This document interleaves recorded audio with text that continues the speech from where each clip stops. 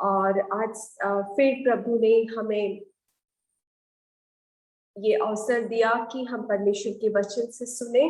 तो समय हमारे पास जो समय का हमें अच्छा लाभ उठाना है, तो आइए हम परमेश्वर के वचन की ओर जाएं। उससे पहले एक क्षण हम अपने आंखों को बंद करेंगे और अपने हृदय को तैयार करेंगे कि परमेश्वर का वचन, परमेश्वर जो बात हमसे आज कहना चाहते हैं, इसको हम स्वीकार करने के लिए हमारा हृदय तैयार हो जाए। Hallelujah, hallelujah. स्वर्गीय पिता, हम यीशु मसीह के नाम से आपके पास आते हैं प्रभु। हालेलुया, जो अवसर हमारे जीवन में दिया प्रभु, उसके लिए धन्यवाद देते हैं प्रभु। हर एक बहन लोग प्रभु जी अपने घरों से जब वो जूम मीटिंग में जुड़े हुए प्रभु, प्रार्थना करते कि हम हर एक के ऊपर आपके आशीष को उंडेलिए परमेश्वर, और उनके हृदयों को आप खोल दीजिए कि आपके वचन की जो सच्चाई, जो इन दिनों में आप हमसे बातें करते परमेश्वर, वो वचन की सच्चाई को हम ग्रहण कर सके और हमारे जीवन में जो प्रभु जी क्षेत्र में हमें छुटकारे की जरूरत है परमेश्वर, वो उस बातों को हम देख सके, ताकि प्रभु जी जो हमारे जीवन में जो बाधाएं हैं, जो भी रुकावट है, उसको समझकर उसको तोड़ते हुए आगे पूरे स्वतंत्रता में हम आगे बढ़ सके, ताकि प्रभु हर एक बहन जो इसमें जुड़े हैं आपके राज्य के लिए इस्तेमाल हो, आपके नाम की महिमा के लिए वो जहां कहीं भी खड़े हैं प्रभु, आपके लिए रहने के लिए मदद करे। पवित्र आत्मा, हम आपका स्वागत करते हैं। पवित्र आत्मा, आप आकर प्रभु आज के पूरे सभा का नियंत्रण आप ले ले। पवित्र आत्मा, आप हमसे बातचीत करें, जो बातें आप हमसे कहना चाहते हैं परमेश्वर, हालेलुया, उसके लिए हम अपने हृदय को खोल देते हैं, हम अपने आत्मिक कानों को खोल देते था। हम प्रभु आपके वचन को, आपकी वाणी को, आप क्या हमसे कहना चाहते हैं, हम सुनना चाहते हैं परमेश्वर, क्योंकि आपकी आवाज ही प्रभु हमें आगे ले जा सकता है। आपकी आवाज ही प्रभु वो सत्य है परमेश्वर। आपके राहों में चलने के लिए आप हमें मदद करें। पूरे सभा को प्रभु, पूरे समय को शुरुआत से अंत तक प्रभु इस सभा को यीशु के लहू में कवर करते हुए प्रार्थना करते हैं। हर एक दुष्ट आत्माओं की हर एक योजनाओं को यीशु के नाम से असफल करते हुए यीशु के पैरों तले जाने की आज्ञा देते हैं। हर एक बहन लोग जो इस मीटिंग में जुड़े हुए, सब जो भी घर में बैठे प्रभु, आपके पवित्र स्वर्गदूतों को इनके घर में भेजे प्रभु, आपकी उपस्थिति से उनको भर दे परमेश्वर। हर एक की कनेक्टिविटी के लिए प्रार्थना करते पूरे समय प्रभु आपके नियंत्रण में, पवित्र आत्मा आपके नियंत्रण में, यीशु मसीह आपकी प्रभुता में हम अपने आप को समर्पण करते हुए प्रार्थना करते हैं। प्रार्थना सुनने के लिए धन्यवाद, यीशु मसीह के नाम से मांगते हैं, आमेन, आमेन। तो आज हम एक विषय को देखेंगे। आज सीखने जा रहे हैं कि प्राण संबंध, इंग्लिश में कहते हैं सोल टाइज। तो हम प्राण संबंध के बारे में, ये विषय आपने बहुत कम सुना होगा, क्योंकि ऐसे ज्यादातर इस विषय को हम नहीं सुनते।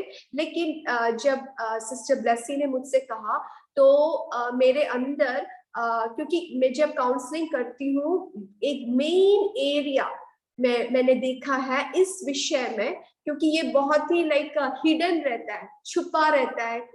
कई बार जब मैं आपसे ये वचन जब शेयर करूंगी, आपको भी समझ में आएगा। कई बार हम इन बातों को इतना ध्यान नहीं देते, लेकिन हमारे छुटकारे के लिए ये जो प्राण संबंध बहुत ही बाधा ला सकता है। तो मैंने सोचा कि खासकर हम बहनों के लिए ये बात समझना बहुत जरूरी है, अपने जीवन के लिए, अपने बच्चों के लिए और दूसरे लोगों को सिखाने के लिए भी। तो प्राण संबंध किस प्रकार से हमारे कितने प्रकार के प्राण संबंध होते हैं, वो कैसा बनता है, कैसा फॉर्म होता है, ये सब के बारे में हम आज देखेंगे। और जब आप इस मैसेज को सुनते हैं, सुनकर ऐसा ही छोड़ नहीं देना, जरूर आप जब सुनते हैं आपको पवित्र आत्मा आपको कुछ छूता है, पवित्र आत्मा कुछ आपसे बोलता है, आप उसको लिख के रखना। क्योंकि आपको लगता है इस विषय में मुझे छुटकारे की जरूरत है, आप उसको लिख के नहीं रखेंगे, नहीं तो फिर हम भूल जाएंगे, क्योंकि जरूर इसके बाद एक फॉलो अप मीटिंग होगा। तो आपको बहुत ही ये हेल्पफुल करेगा अगर आप इन विषयों को लिख कर रखते हैं। आप पास्टर से तब शेयर कर सकते हैं, हम मिलकर प्रार्थना कर सकते हैं। तो ये मेरा निवेदन है कि क्योंकि अभी जो पहले जब हम इनर हीलिंग करते हैं, लोगों के पास आकर करते हैं, पर्सनल काउंसलिंग होता है, नहीं तो उसी समय लोगों से हम पूछ सकते हैं, लेकिन अभी हमारा ऐसा एक अवसर नहीं है। तो हमें चाहिए कि आप जब वचन सुनते हैं, जरूर पवित्र आत्मा आपसे वचन से बातें करेंगे, आपको कुछ अपने विषय के बारे में प्रभु पवित्र आत्मा याद दिलाएगा। उन विषयों को आप लिख कर रखें, हो सकता है आपके बचपन से हो, ये तो आपके माता पिता के जीवन में हुआ वाला बात हो, जब आपको याद आता है, पवित्र आत्मा आपको वो बात याद दिलाता है, और वो बातों को आप नोट कर रखें, लिख के रखें, ताकि जब फॉलो अप मीटिंग होगा आप इसको शेयर कर सकेंगे।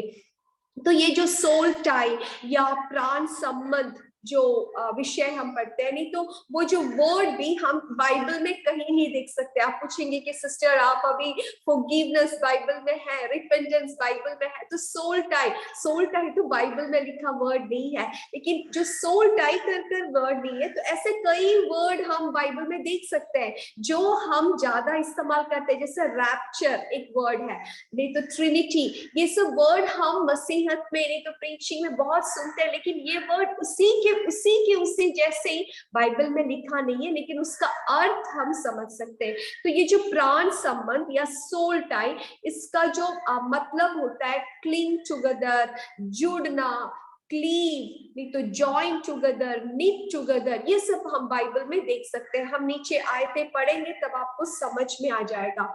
तो क्लिंग टुगेदर, मिलना, नहीं तो जुड़ना, इसका अर्थ क्या होता है? जब देखते हैं कि खासकर जेनेसिस हम पढ़ेंगे, जेनेसिस चैप्टर 2 वर्स 24, उत्पत्ति की किताब 2 अध्याय, इसका 24वां अध्याय, तब आपको समझ में आएगा वो जो शब्द क्या लिखा है वहां पर।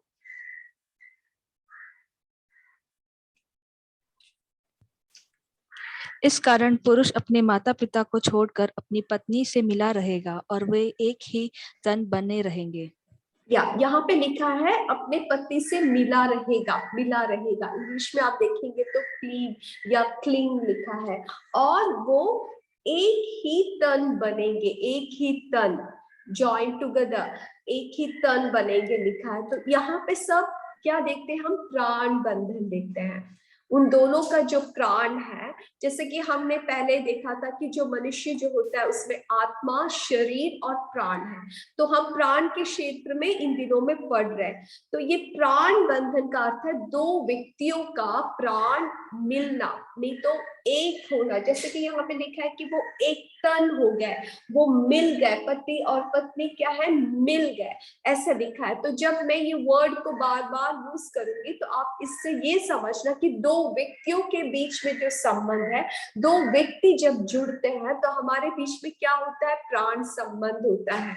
हम, आपके दोस्त लोग होते होंगे, स्कूल में भी आपका अच्छा दोस्त लोग था, तो क्या होता है? एक दूसरे से हमारा सबके साथ दोस्ती नहीं होता, लेकिन कुछ व्यक्तियों से हमारा घनिष्ठ दोस्ती होता है। तो क्या होता है? वो व्यक्ति के साथ हमारा क्या होता है? प्राण संबंध होता है। तो मैं सोचती हूँ कि आपको समझ में आ गया सोल टाई का अर्थ क्या है, समझ में आ गया थोड़ा? ओके। तो कई प्रकार के होते हैं, मैं उसको बताऊंगी। तो हमने जेनेसिस में देखा कि कैसे पति पत्नी के बीच में सोल टाई के, और एक वचन पढ़ेंगे, पहला सैमुएल उसका 18 उसका पहला पद।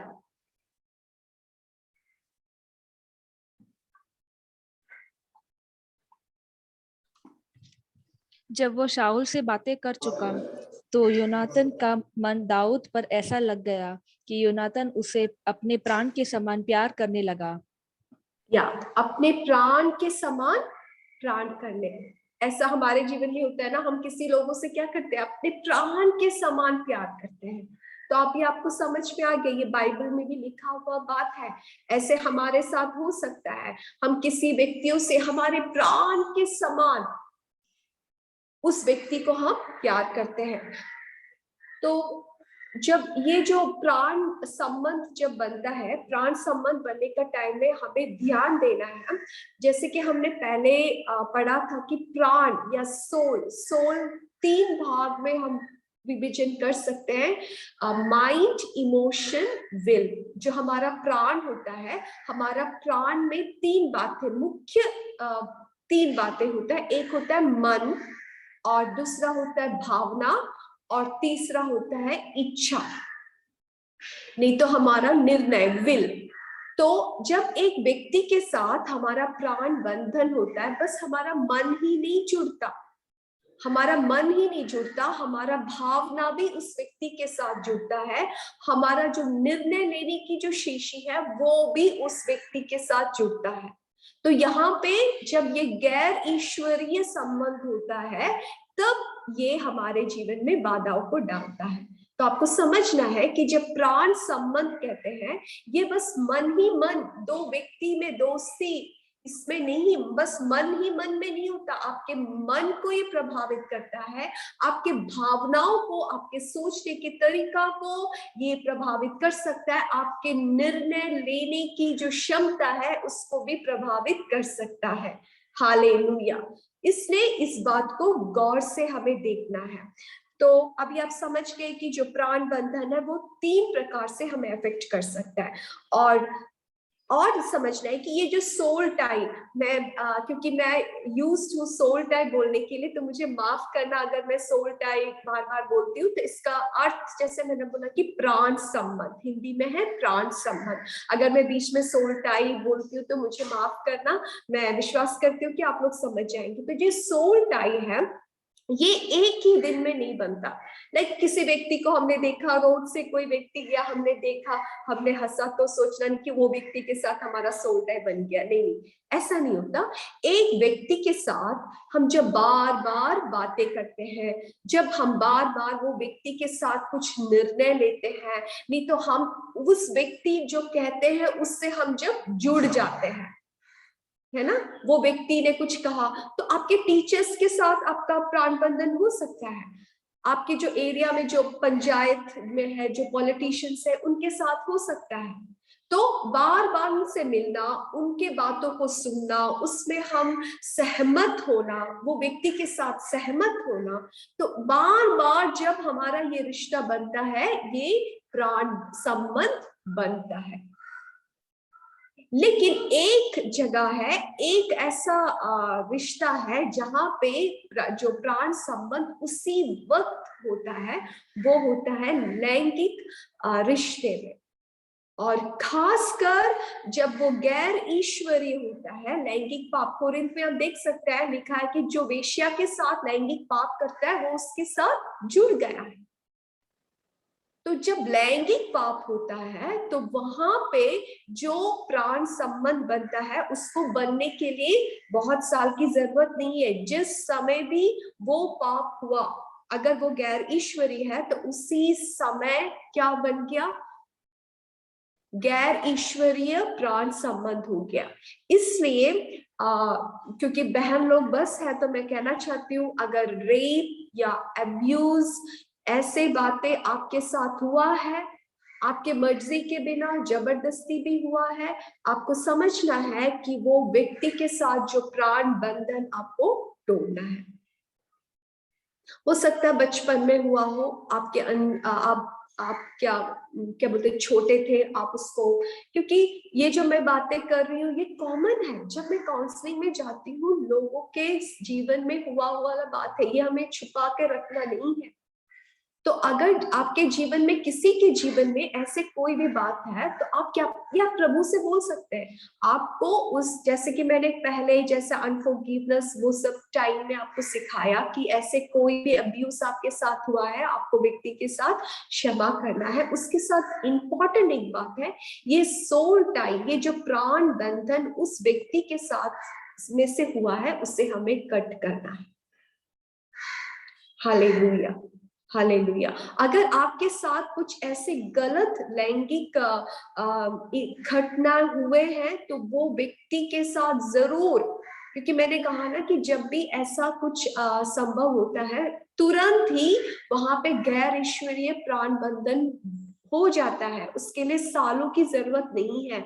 तो बहुत जरूरी है उस व्यक्ति के साथ उस प्राण बंधन को कैसे तोड़े। तो अगर जैसे कि मैंने कहा आपको इस विषय पर आपको प्रार्थना की जरूरत है, आप बस लिख के रखें कि मुझे प्राण बंधन या गैर ईश्वरीय प्राण बंधन मुझे तोड़ना है। और जब पास्टर्स जब बोलते हैं आप उसके लिए प्रार्थना करवा सकते हैं, बहुत जरूरी है। नहीं तो क्या होता है, वो व्यक्ति के अंदर, जिस व्यक्ति ने आपके साथ जो गलत काम किए, वो व्यक्ति एक दुष्ट आत्मा के प्रभाव में करते हैं। जो काम भी वो करते हैं वो दुष्ट आत्मा के प्रभाव में करते हैं, और आप उसके प्रति आप गुस्सा रखते हैं, आप उनको देखना नहीं चाहते, इससे कुछ छुटकारा नहीं मिलेगा। आपको उसको क्षमा करना होगा और उस व्यक्ति के साथ जो प्राण गैर ईश्वरीय प्राण संबंध जो है उसको तोड़ना होगा। तभी आप उसके उस इन्फ्लुएंस से बाहर आ सकते हैं। कई लोगों को ये नहीं समझ में आता। मेरे पास लाइक 40-50 इयर्स के महिलाएं आए हैं जिनके बचपन में ऐसे कुछ इंसिडेंट हुए, लेकिन उन्होंने अभी तक उस व्यक्ति को क्षमा नहीं किया। अभी भी जब वो व्यक्ति, नहीं तो वो इंसिडेंट के बारे में जब वो सोचते हैं उनको बहुत गुस्सा आता है।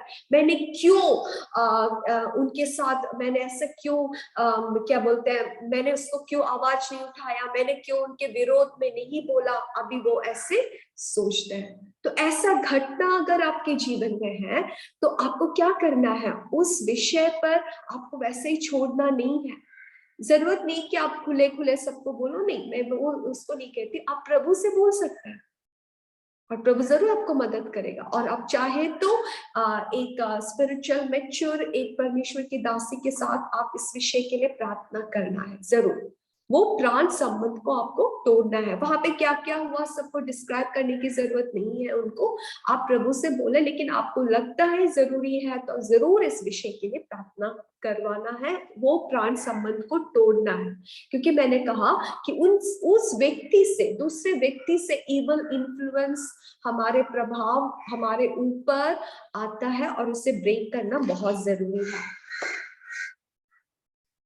और दूसरा ये प्राण संबंध बनने का होता है इग्नोरेंस, अज्ञानता। कई बार हम अज्ञान रहते हैं, किसी से भी दोस्ती कर लेते हैं। हाँ, किसी लोग बोलते चलो उधर चलो, ये मंदिर चलो, चले वहां, चलो वहां, ये यहाँ चले वहां, कुछ नहीं सोचकर लोगों के साथ इधर उधर इधर, जहां हमें नहीं चाहिए, जहां हमें ऐसे दोस्ती नहीं करने, ऐसे लोगों के साथ हम दोस्ती करते हैं।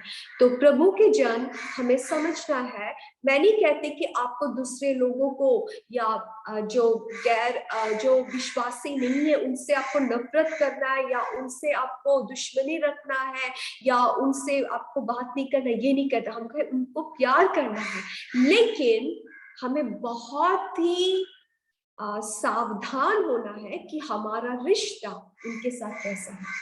क्या उनके ऊपर जो इवल इन्फ्लुएंस है वो हमें प्रभाव कर रहा है या नहीं, हमें बहुत ध्यान रहना है। तो हमें अज्ञान नहीं होना है, अज्ञानता में हमें नहीं जाना है। हम किस किस प्रकार के लोगों के साथ संगति करते हैं, हमें बहुत ध्यान देना है। तो ये जो सोल टाइप प्राण संबंध है, ये एक स्ट्रॉ आपने देखा होगा। हम जब जूस पीते हैं क्या करते हैं, स्ट्रॉ डाल के जूस पीते हैं ना। जैसे कि बच्चों को हम फ्रूटी कुछ खरीद के देते हैं तो उसमें क्या होता है, स्ट्रॉ होता है। तो स्ट्रॉ में क्या होता है, एक एंड से हम खींचते हैं, दूसरे एंड कनेक्टेड होता है। नहीं तो उदाहरण के लिए आपके घर में जो टैप है, पाइप आता है पानी का, तो वो पाइप कैसे आता है, पानी पाइप से आता है। तो वो पाइप या तो वाटर टैंक से जुड़ा होगा, नहीं तो कुआं से जुड़ा होगा। तो एक छोर से वो पानी दूसरे छोर तक आता है ना। तो उसके बीच में क्या होता है, पाइप होता है।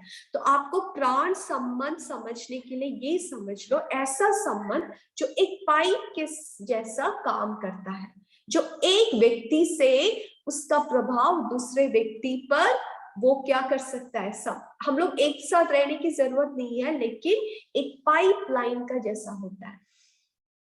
इसको आप समझ लेना। तब आपको आगे जब मैं सिखाऊंगी आपको समझ सकेंगे। तो ये पाइपलाइन के जैसा है। तो ये जो सोल टाई है, ये नहीं कह सकते कि ये सोल टाई या प्राण संबंध ही गलत है, नहीं नहीं नहीं, उसमें ईश्वरीय प्राण संबंध पे गैर ईश्वरीय प्राण संबंध भी है। तो प्राण संबंध या सोल टाई जो है परमेश्वर का ही आइडिया था। परमेश्वर चाहते थे कि लोगों के बीच में, परमेश्वर को और मनुष्य के बीच में अच्छा संबंध हो, और मनुष्य आपस में भी अच्छा संबंध हो। क्योंकि हम देखते हैं कि एदन के बगीचे में परमेश्वर क्या करता है, शाम को वो आदम के पास आता है, एक साथ वो बात करते हैं, पूरा उन लोग बगीचे में घूमते हैं, है ना। तो वहां पे एक अच्छा संबंध था। परमेश्वर संबंध चाहता है कि हम सब आपस में, क्यों हमें कहते हैं कि चर्च में भी हम एक दूसरे से अच्छा संबंध रखें, घर में भी, परिवार में भी। परमेश्वर चाहते हैं हमारा रिलेशन बहुत अच्छा हो, हमारा प्राण संबंध बहुत अच्छा हो। प्रभु ये चाहता है। तो प्रभु ने ही, परमेश्वर ने ही ये प्राण संबंध को बनाया है, और परमेश्वर ने हमें ये खासियत दिया है, ये एबिलिटी दिया है, ये खूबी दिया है कि हम एक दूसरे को हम रिलेट कर सकते, प्राण संबंध कर सकते। अभी ये जूम में हम आते हैं तो हम एक दूसरे को कभी नहीं मिले होंगे, लेकिन देखिए हम बार बार मिलने के, जैसे अभी मैं प्रभा को जानती हूँ, नहीं तो पिंकी को, नहीं तो मर्लिन को, है ना। अभी जहाँ कहीं भी, कई बहुत साल के बाद भी आपको देखूंगा तो मुझे याद आ जाएगा। तो अभी क्या हो रहा है, एक संबंध बन रहा है यहाँ पे, है ना, एक संबंध हो रहा है। तो इसी प्रभु चाहता है अच्छा संबंध हमें बहुत जरूरी है, क्योंकि हम कभी अकेला एक लाइक ऋषि लोग के जैसे एक पहाड़ के ऊपर नहीं जी सकते, है ना। हमें लोगों की जरूरत है, हमें एक दूसरे की जरूरत है। आप सोचिए अभी क्वारंटीन में भी जो लोग बैठते हैं, बहुत लोगों ने सुसाइड किया, बहुत लोग मेंटली पागल हो गए। क्यों? क्योंकि अकेला उनको एक रूम में रखा गया। तो मनुष्य ऐसे एक आइसोलेटेड रहने के लिए बनाया नहीं गया। मनुष्य को बनाया कि वो परमेश्वर से संबंध रखे, दूसरे लोगों से भी अच्छा संबंध रखे, इसलिए हमें बनाया है। लेकिन जब हमारा संबंध वचन के विरोध में या ईश्वरीय क्रम से बाहर जाते हैं, तब वहां पर गड़बड़ी आता है। हालेलुया। तो किस प्रकार से हम उस संबंधों को संभाल सकते हैं, इसको हम देखेंगे। तो ये जो संबंध होते, कई प्रकार के संबंध है, क्योंकि आप देखिए आपके और बच्चों के बीच के जो संबंध वो अलग है ना। और आपके जैसा भाई बहन होंगे, आपका अपना दीदी बहन होंगे, नहीं तो भाई, नहीं तो बड़ा भैया होता है, उनका संबंध अलग है। और पति पत्नी का बीच के संबंध आप देखिए वो भी अलग है। तो कोई कोई रिश्ता क्या होता है, करीबी रिश्ता होता है, कोई कोई घनिष्ठ रिश्ता होता है, और कोई कोई साधारण रिश्ता, जैसे आपके आस पड़ोसी नेबर्स के साथ, नहीं तो आपके मोहल्ले के लोगों के साथ। क्या वो आपका पति पत्नी के जैसा रिलेशन होता है? नहीं, उनके साथ एक साधारण रिश्ता होता है। और आप जब दुकान में जाते हैं, आपके वेजिटेबल शॉप, सब्जी के दुकान में, उनसे भी अच्छा संबंध है आपका, है ना। तो वहां भी एक संबंध है। तो संबंध जो रिलेशन है वो कई प्रकार का होता है। तो वो भी हमें समझना है कि कई प्रकार के रिलेशनशिप होते हैं। लेकिन और हमारे जीवन में बहुत जरूरी है, हम देखते हैं कि हमारा जो जीवन, नहीं तो हम कितना खुश है, नहीं तो हमारा क्वालिटी ऑफ लाइफ, हमारा जीवन का जो गुण है वो किस पे निर्भर होता है ज्यादातर मालूम? हमारा संबंध कैसा है। Hallelujah, hallelujah. देखिए अभी अफगानिस्तान में क्या हो रहा है, वहां पे लोगों के बीच में और वहां के गवर्नमेंट या जो अधिकारियों के बीच में अच्छा संबंध नहीं है। इसलिए अभी वहां क्या हो रहा है, लोगों को उनका गुण, जीवन का गुण नष्ट हो रहा है ना। वो छुप के रह रहे, भय में रह रहे। तो कितना इंपॉर्टेंट है। इसी प्रकार हमारे परिवार में देखिए, अगर परिवार के अंदर हमारे संबंध ठीक नहीं रहते तो हमारा परिवार का वातावरण बदल सकता है। खुशी नहीं होगा, डर नहीं होगा, हरदम भय होगा। तो हमारे लिए कितना जरूरी है कि हमारे संबंधों को हम कितना अच्छे से बनाए रखना बहुत जरूरी है। तो हमें भी कोशिश करना है और हमें इन बातों को बच्चों को या हमारे परिवार में भी सिखाना है। तो संबंध बहुत ही आवश्यकता है। लेकिन उस संबंध किस प्रकार का होना, वो हमें निर्णय करेगा कि हमारा जीवन का गुण कैसा होगा। तो अभी देखेंगे काइंड्स ऑफ सोल टाई। कितने प्रकार के सोल टाई होते हैं? 2 प्रकार के सोल टाई होते हैं, 2 प्रकार का प्राण बंधन होता है। एक ईश्वरीय प्राण बंधन और दूसरा होता है गैर ईश्वरीय प्राण संबंध। एक ईश्वरीय प्राण संबंध और दूसरा है गैर ईश्वरीय प्राण संबंध। और जो रिश्ते परमेश्वर के वचन के अनुसार, परमेश्वर के नियम के अनुसार जो भी बनता है, वो सब क्या होता है? ईश्वरीय प्राण संबंध। जैसे माता पिता बच्चों का बीच में जो प्राण संबंध, भाई बहनों के बीच में, आपके चर्च, आपके पास्टर, आपके विश्वासी लोग के बीच में, ये सब क्या होता है? ईश्वरीय प्राण संबंध होता है। लेकिन जो संबंध जो गलत तरीके से बनता है, जो वचन के अनुसार नहीं होता है, ये सब गैर ईश्वरीय होता है। गैर ईश्वरीय का मैं एग्जाम्पल्स दूंगी तो आपको समझ में आ जाएगा।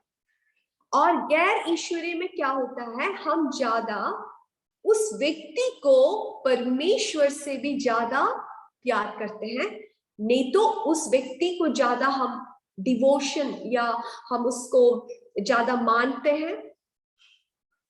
किसी एक व्यक्ति को भी हम परमेश्वर से ज्यादा अगर इंपॉर्टेंस देते हैं, डेडिकेट करते हैं, तो ये सब क्या होता है? गैर ईश्वरीय संबंध हो सकता है। तो हमारे आत्मिक जीवन में भी अपनी सोचना, मैं चर्च जा रही हूँ, प्रार्थना कर रही हूँ, बाइबल पढ़ रही हूँ, तो मेरे जीवन में गैर ईश्वरीय संबंध नहीं आएगा। नहीं, आपको ध्यान रहना है।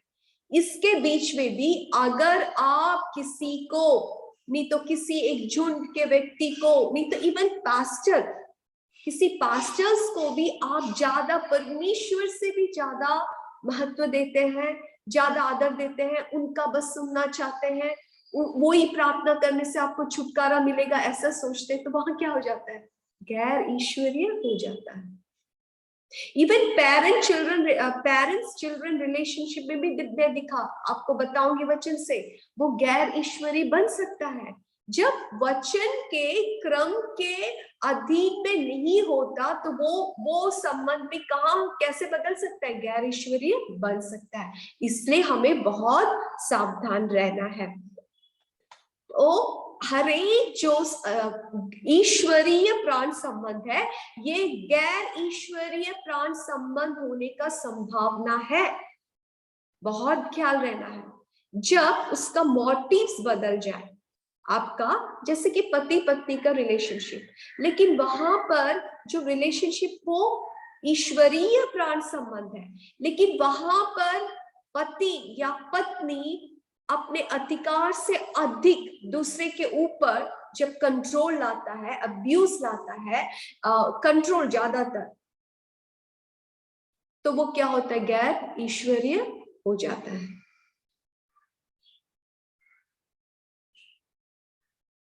और जब कभी भी परमेश्वर से ज्यादा किसी भी रिश्ते में आपके पति पत्नी के रिश्ते में भी अगर आपके पति को आप परमेश्वर से भी ज्यादा सम्मान देते हैं, और अगर आप पति के लिए ज्यादा हरदम सोचते हैं,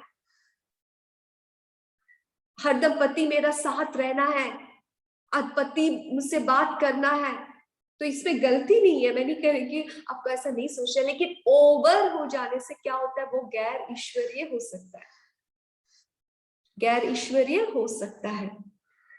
तो वहां पर भी हमें ध्यान देना है। और ये गैर ईश्वरीय प्राण संबंध क्यों हमारे लिए खतरा है? समझना है कि गैर ईश्वरीय संबंध में हरदम दुष्ट आत्माओं का इन्फ्लुएंस उसमें होता है। ईश्वरीय संबंध में ईश्वर या परमेश्वर की अनुग्रह होता है, ब्लेसिंग्स होते हैं, लेकिन गैर ईश्वरीय संबंध में दुष्ट आत्माओं का प्रभाव होता है। अगर ऐसे संबंध में हम जाकर पड़ जाते हैं, तो वहां पर कौन नियंत्रण करता है? दुष्ट आत्माएं नियंत्रण करते हैं। तो अभी हम देखेंगे कि किस प्रकार से ये गैर ईश्वरीय संबंध बन सकते हैं, किस किस प्रकार से। तो अभी हम जब सुनेंगे तो आपको समझ में नहीं आएगा, लेकिन how soul ties are formed, how soul ties are formed, किस प्रकार से प्राण संबंध बन सकते हैं। एक तो है जब एग्रीमेंट में आते हैं, कुछ लोग क्या होते हैं, हम एक समझौता में अगर आ जाते हैं सब लोग मिलकर, जैसे हमारे चर्च में पास्टर ने बोला कि अभी ट्यूसडेज प्रेयर होंगे, तो आपने सब ठीक है हम ट्यूसडे आएंगे, we are coming to an agreement, हम एक समझौता में आ रहे हैं। तो यहाँ पे क्या हो रहा है, हमारे बीच में एक प्राण संबंध हो रहा है। और दूसरा होता है इमोशनल कनेक्शंस, हमारे जो भावनाएं होते हैं। तो आपको मेरे जीवन में ये है कि मुझे किसी एक जगह से बहुत नफरत था, एक प्लेस से मुझे नफरत था, क्योंकि वहां पर कुछ मेरे साथ कुछ मेरे जीवन में मुझे दुख देने वाला कुछ घटना हुआ। लेकिन बहुत सालों के बाद भावनात्मक संबंध या तो बहुत सालों के बाद मैं वो सिटी में जाना नहीं चाहती, उसका नाम सुनने से नहीं, मेरे मन में आता था तुझे उस जगह से कोई आशीष नहीं मिलेगा, वो एक जगह तेरे लिए क्या है, अच्छा नहीं है। लेकिन प्रभु ने मुझसे बात किया और मुझसे कहा कि ये जो तुम्हारा सोच है वो गलत है, तुम्हें इसको बदलना पड़ेगा। You have some emotional connection with. तो अगर आपको भी लगता है नहीं वो घर मुझे नहीं जाना, वो व्यक्ति से सम इमोशनल कनेक्शन हो सकता है, या आप किसी व्यक्ति को ज्यादा, जैसे कि फिल्म स्टार्स और सिंगर्स, ठीक है, आपने व्यक्तिगत रूप से वो व्यक्ति को नहीं देखा, लेकिन आप उनका ज्यादा सुनना चाहते हैं, उनका आवाज, हाँ उसका आवाज सुनने से, अमिताभ बच्चन सुनने से एकदम, अभी के मुझे नहीं मालूम अभी के एक्टर्स के नाम क्या क्या है, तो अगर आप सुन लिया तो एकदम हाँ एकदम अजीब सा एक महसूस होता है। तो इसमें क्या होता है, इमोशनली कनेक्टेड है। और टीवी कैरेक्टर्स हो सकते हैं, कार्टून के कैरेक्टर्स, बच्चों का भी आपने देखा हो ना, बच्चों का किसी कोई कैरेक्टर उनको बहुत पसंद है। अभी बहुत से बच्चों में हमने देखा काउंसलिंग में,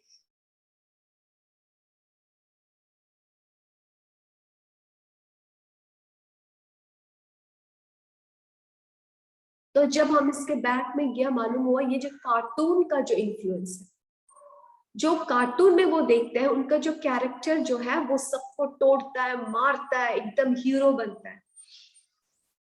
और देखिए कैसे कैसे शैतान काम करे, एक छोटा बच्चा जो कुछ भी मिले वो ऐसा एक्ट करता है, तो माता पिता को भी ये सोचते कि बच्चे ऐसा क्यों एक्ट करता है। जब फिर प्रार्थना में समझ में आया कि ये कार्टून जो देखता है उसका इफेक्ट है, ये बच्चा को नहीं मालूम ये कार्टून है, ये इमेजिनेशन है, नहीं मालूम, ये पूरा 24 घंटे इसके सामने बैठा है और ये कार्टून को देखता है। तो उसका हीरो कौन बनता है, वो कार्टून का एक कैरेक्टर बनता है, जो उसके शैतान उसका ऊपर इन्फ्लुएंस करके वो बच्चे के स्वभाव को भी प्रभावित कर रहा है। इसी प्रकार, और पिछले दिनों में मैंने काउंसलिंग किया, एक बहन का बहुत अच्छा वर्शिप लीडर है, एक चर्च का वर्शिप लीडर है, वो लेडीज के बीच में शेयर करते थे। उसने कहा कि वो जब फ्री टाइम मिला उसने कुछ टीवी में कुछ प्रोग्राम था, कुछ ऐसे सिंगर्स का, I don't know what type of some singing competition, ऐसे कुछ गीत का कंपटीशन, तो वो रात में होता था 11 बजे से कुछ, उसने मुझे कुछ नाम भी बोला, मुझे याद नहीं है। एंड तो क्या हुआ, एक बार देखा, दूसरा दिन देखा, तीसरा दिन देखा, अभी वो वेट करने लगा वो प्रोग्राम के लिए। और वो प्रोग्राम क्या करती है, वो अगर मिस करती है तो फिर यूट्यूब में जाकर पहले ही से वो देखती है। तो ऐसे कभी 11 बजे वो बैठती है, रात का 3-4 बजे तक ये प्रोग्राम देखते बैठती है, और उसको सुबह वो नर्स है, नौकरी करने जाना है। और वैसे चली जाती है, और इट अफेक्टेड हर हेल्थ, उसका शरीर में कमजोरी हुआ, और ऐसे 5-6 महीने हो गए, उसका प्रेशर डाउन हुआ, बहुत बीमार हो गई वो।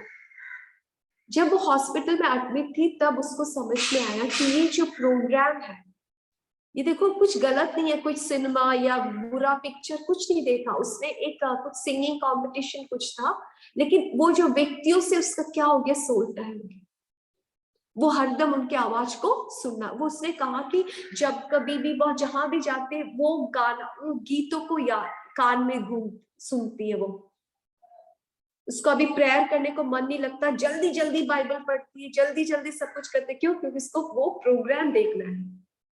तो वो एक तरह से वो स्पिरिचुअली है, चर्च जाती है, सब कुछ करते हैं, लेकिन उसका मन पूरा कहाँ लगा है, कब आएगा कब आएगा, तब नेट कनेक्टिविटी नहीं जाना है, मुझे वो प्रोग्राम देखना है, इसका पूरा फोकस वहीं पे हो गया। और ये सिस्टर धीरे धीरे फिजिकली स्पिरिचुअली सब डाउन हो गई। वेरी, हमारे चर्च का बहुत अच्छा एक वर्शिप लीडर था, लेकिन उनको समझ में आया, and she came back and she repented. Now she उसने कहा कि बहुत कठिन था उस साइकिल से बाहर निकलने के लिए। तो इसलिए मैंने बोला प्राण संबंध, गैर ईश्वरीय प्राण संबंध, आप इसको छोटा नहीं लेना। किसी भी व्यक्ति, किसी भी चीज को आप परमेश्वर से ज्यादा स्थान देंगे तो वो क्या बन जाता है, गैर ईश्वरीय संबंध में हमें लेकर जाता है, और वहां से एक दुष्ट आत्माओं का एक प्रभाव होकर आपको धीरे धीरे परमेश्वर से, संगति से दूर लेकर जाएगा। तो आप चेक करें, आपके जीवन में कई ऐसे कुछ भी क्षेत्र है जहां पर आपको परमेश्वर से, प्रार्थना से, आत्मिक जीवन से ज्यादा किसी बात को आप महत्व देते। कोई टीवी में कोई सीरियल है, कोई सिनेमा है, कोई गाना है, कोई व्यक्ति है, अगर ऐसा कुछ भी है तो आपको समझ जाना है कि वो गैर ईश्वरीय संबंध बना सकता है।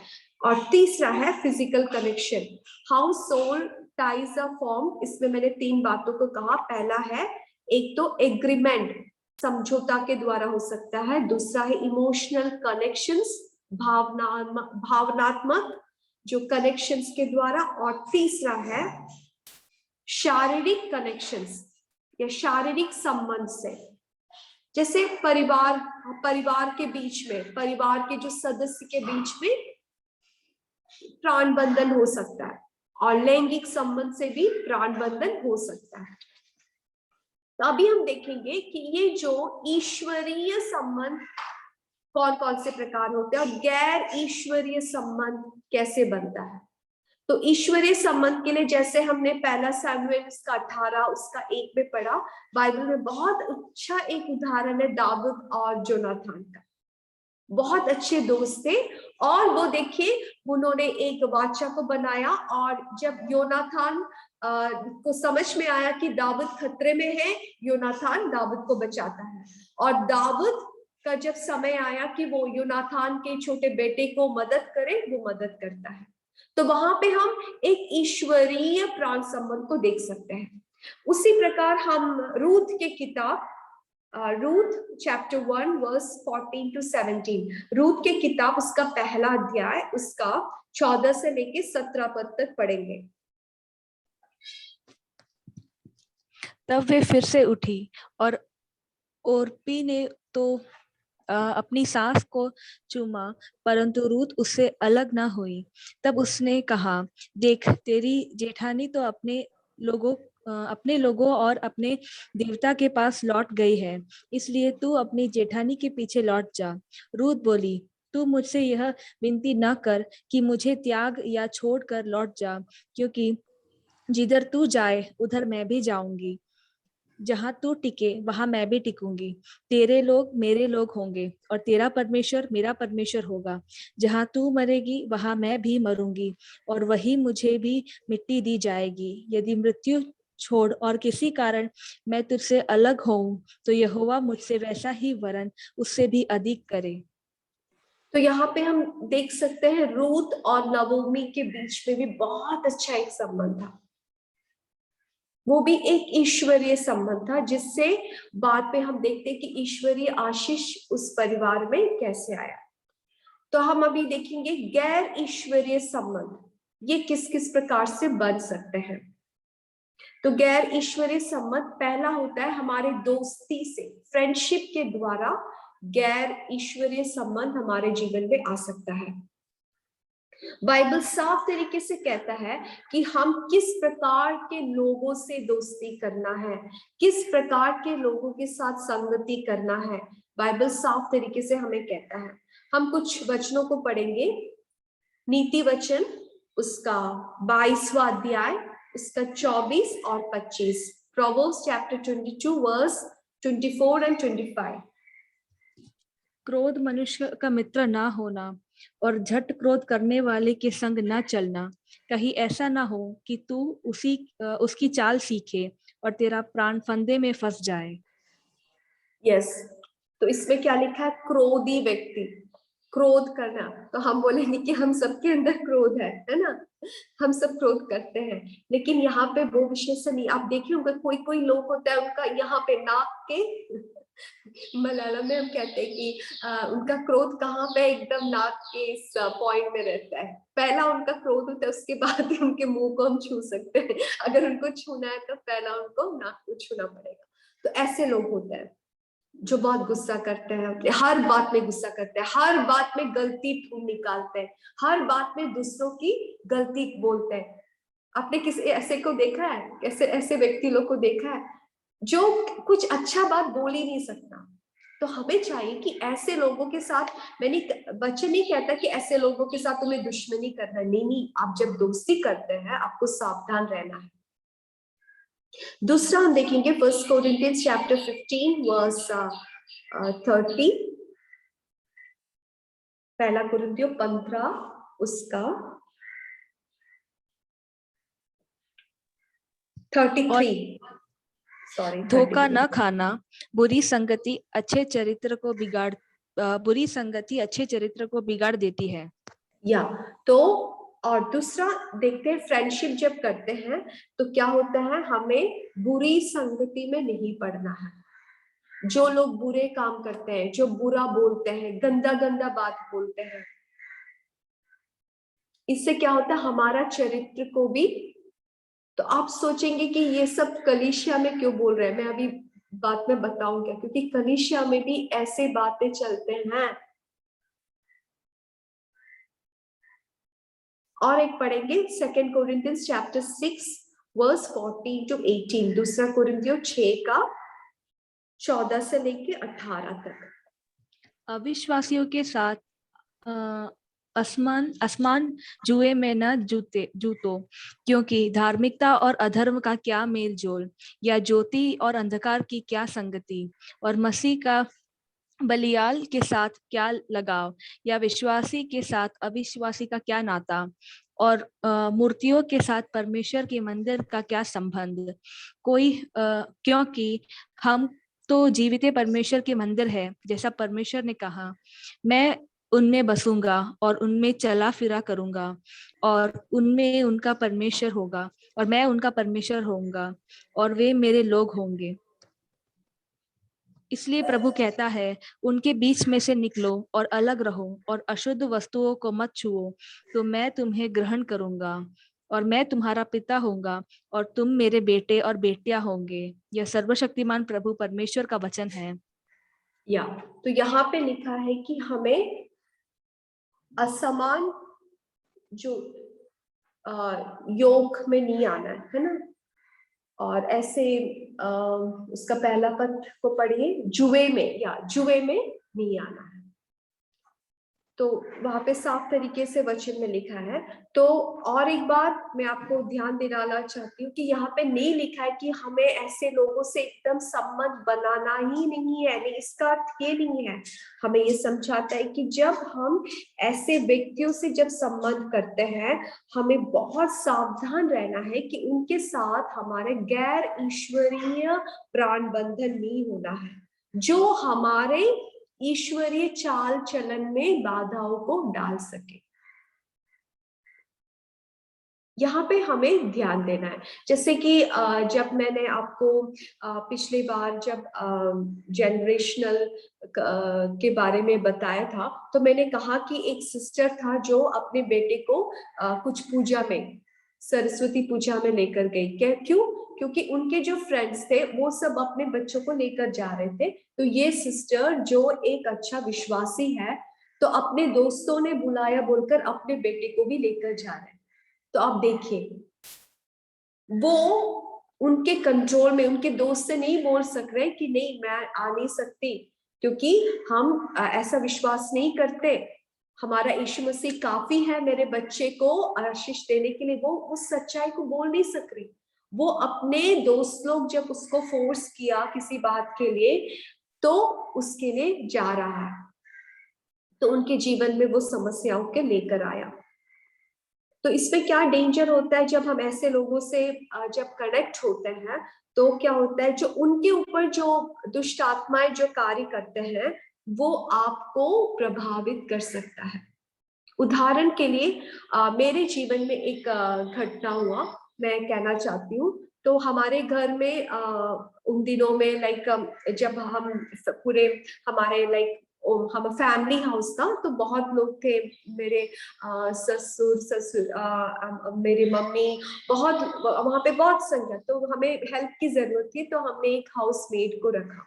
लेकिन ये लेडी जब से घर में आती है, वो 2-3 आवर्स के लिए होती है, लेकिन मैं बहुत डिस्टर्ब होती हूँ। मेरे अंदर काम तो चलता है, लेकिन बहुत डिस्टर्बेंस में फील करती हूँ।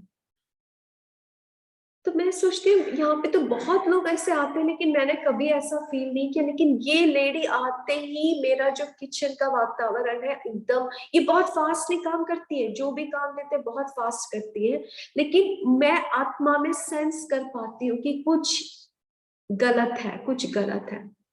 और एक हफ्ते के बाद में मुझे मालूम चला कि इसका जो अच्छा कैरेक्टर नहीं है, कर कर मुझे समझ में आया। तो ये मुझसे कहने लगे कि मुझे एक दूसरा घर में भी सुबह 9 बजे काम करने जाना है, इसलिए मैं आपके घर में सुबह के 7 बजे से 9 बजे तक आकर करूंगी। तो क्योंकि मैं बहुत जरूरत में थी, तो मैंने बोला ठीक है। हमारे केरला में जो विंटर सीजन में 7 बजे बहुत अंधेरा होता है, तो मैंने ठीक है, मैंने गेट ओपन किया और इसको अलाउ किया आने के लिए। 2-3 दिन आया। एक दिन मैंने देखा कि ये आई, उसके पीछे एक आदमी भी आ रहा है। मैं डर गई, ये कौन है, अंधेरा है। मैंने पूछा, तो इससे मैंने कहा कि ये कौन है, कौन आकर बाहर खड़ा है। तो वो लड़की पूछ रही कौन। मैंने बोला देखो कोई आदमी खड़ा है, कौन है ये। तो ये भी एकदम घबरा गई और इन दोनों में झगड़ा होने लग गया। तू क्यों यहाँ पर आया बोल के झगड़ा हो गया। तो मुझे इतना गुस्सा आया, क्योंकि पास्टर घर में नहीं थे, मुझे मालूम हो कि कुछ गलत काम चल रहा है। मैं बोला बाहर निकलो, घर से बाहर निकलो। मुझे डर लग रहा था, बड़ा एक आदमी था, लेकिन मैंने गुस्सा से कहा तू कौन है, बाहर निकल, गेट से बाहर निकल करके वो आदमी वापस चला गया। तभी मैंने उसी दिन वो औरत को आना स्टॉप कर दिया। तो मुझे समझ में आ रहा था कि कुछ गलत है, कुछ ठीक नहीं है। वो कुछ बात तो इतना करते नहीं, अपना काम करते जाते हैं, लेकिन वो आते ही हमारे स्पिरिचुअल रिनम में हमें समझ में आ जाता है समथिंग, कुछ गड़बड़ है ना। तो वो ऐसे तो मैं नहीं कर रही कि देखो कुछ गलती हो रहा है, तो हम आत्मिक जो लोग हैं समझ सकते हैं। तो मुझे दुख लगा कि मैंने पूछा कि प्रभु मैं क्या गलत कर रही हूँ। ऐसे वो नीडी है और उसको मैं काम से निकाल दिया। लेकिन मुझे समझ में आया कि जो वो करती है, वो अपने पति को बिना बोलकर कई काम को करती है, और जो पैसा उसको मिलता है वो ये आदमी को वो दे रही है जो यहाँ पर घर में काम करता है।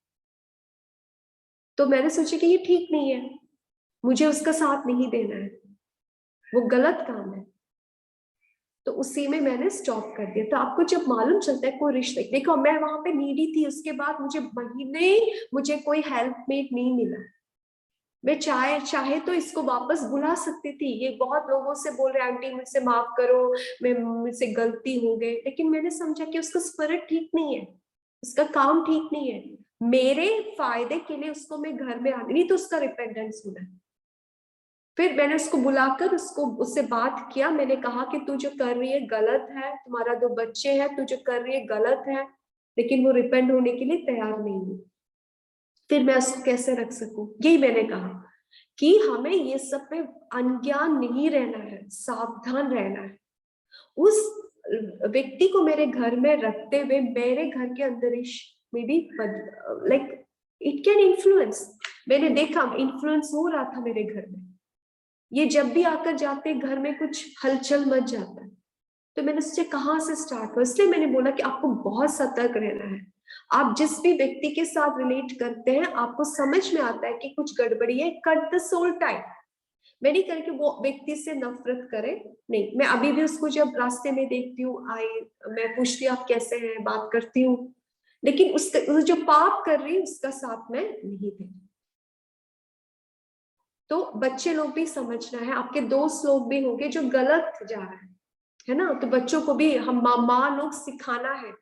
आपके दोस्त लोग जब गलत काम करते हैं, गलत दोस्ती में होते हैं, उनके साथ दोस्ती करने से, उनके साथ मिलकर रहने से क्या होता है, उनके ऊपर जो प्रभाव है, जो इविल इन्फ्लुएंस आपके ऊपर भी आ सकता है। ये एक बात है। तो वही बोला कि जब गलत प्राण बंधन होता है तो वो व्यक्ति के अंदर जो दुष्ट आत्मा है उसका प्रभाव, मैं नहीं कहती कि दुष्ट आत्मा आपके ऊपर आ जाए, नहीं नहीं, इसका प्रभाव आपके ऊपर पड़ सकता है। धीरे धीरे आप अगर इसमें आप उसको ध्यान से नहीं देखते, अपने जीवन को परखते नहीं, करेक्ट नहीं करते, तो ये आपको आत्मिक जीवन से आपको खींचकर ले जा सकता है। और दूसरा एक महत्वपूर्ण बात है जो कलीसिया के लिए है, बहुत से कलीसिया में ये जो एक समस्या है और विश्वासी लोगों को बहुत समझना है कि गैर ईश्वरीय प्राण संबंध गोसिप के द्वारा बन सकता है।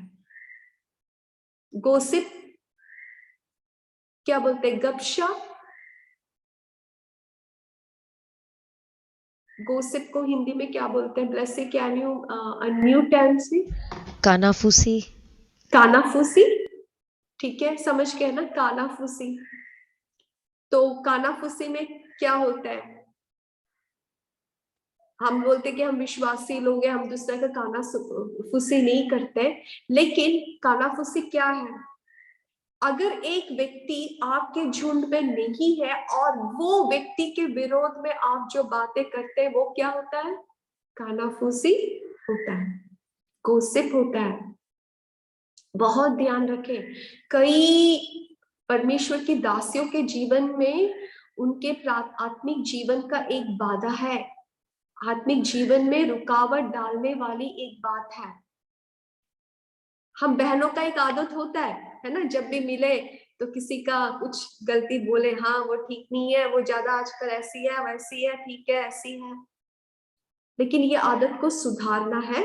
जब हम समझ जाते हैं कि ये गैर ईश्वरीय प्राण संबंध को, जैसे मैंने बोला कि प्राण संबंध कैसे बनते हैं, when you come to an agreement, जब आप कुछ समझौता में आते हैं, आपको हाँ चलो हम मिलकर सोल टाई बनाए बोलने की जरूरत नहीं है, चलो चलो हम मिलकर अभी गैर ईश्वरीय सोल टाई को बनाए बोलने की जरूरत नहीं है। जब आप किसी भी बात में एक सहमत में आ जाते हैं, वो अच्छे बात के लिए हो या बुरे बात के लिए, आप वहां पे क्या कर रहे हैं?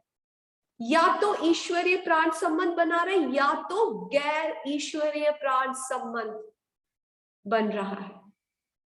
तो अगर जब आप 1, 2, 3 या बड़ा एक झुंड में कोई भी कानाफूसी करते हैं किसी व्यक्ति के बारे में, तो सबसे पहले एक क्वेश्चन पूछिए, जो आप बातें करते हैं क्या उस व्यक्ति की भलाई के लिए बोल रहे हैं? क्या जो आप बोलते हैं वो व्यक्ति को आप खुद जाकर बोल सकते हैं? लाइक अगर मैं किसी और के बारे में कहती हूँ तो मुझे इतना हिम्मत होना है कि मैं अगर ब्लेसी के बारे में कुछ कहती हूँ तो मुझे इतना हिम्मत है, ब्लेसी तू जो कर रहे ठीक नहीं है, ये बात है, ये बात है, ये आपको सुधारना है, कर कर मेरे अंदर अगर वो बोलने की अगर क्षमता नहीं है तो मुझे दूसरों के सामने भी चुप रहना है। मैं जो भी बोलती हूँ वो दूसरों के भलाई के लिए बोलना है। तो कानाफूसी में क्या होता है, हम दूसरों को हार्म करने के लिए, नुकसान पहुंचाने के लिए, उसके चरित्र को, उसके कैरेक्टर को नाश करने के लिए हम बोलते हैं। तो उसके पीछे के जो दुष्ट आत्मा के कार्य को आपको समझना है। एक व्यक्ति को दूसरे व्यक्ति से शायद हो सकता है कुछ नफरत हो या कुछ भी उनके आपस में कुछ बोलने की जो मन मिला नहीं हो, तो वो व्यक्ति नहीं जानता, वो इनोसेंट है, वो इनोसेंट है, लेकिन वो चाहता है कि दूसरों को भी बताए कि वो व्यक्ति में ये गलती है।